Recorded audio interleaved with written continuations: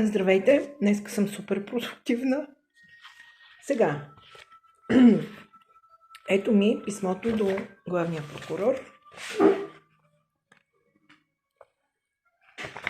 И ви правя свидетели, както ще му изпратя една, две, три заповеди с мое волеизявление. Само с две думи ще кажа.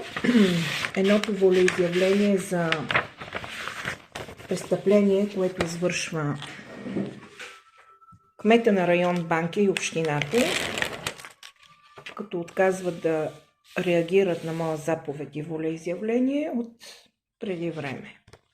И другите две са за ООР и министъра в оставка.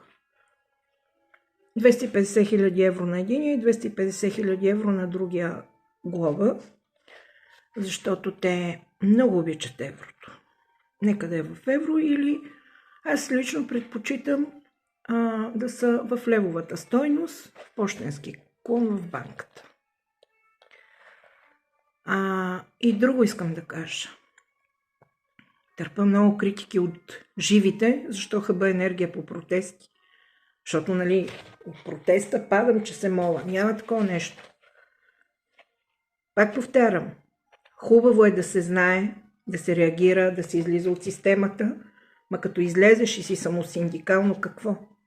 Не участвам в никакви сдружения, в никакви партии. Аз си излизам сама по съвест и по чест и по достоинство. И го казах милион пъти и явно още милион пъти трябва да го кажа. Само от вкъщи с мишката не работиш за родината, работиш за другите. Айде, чао от мене!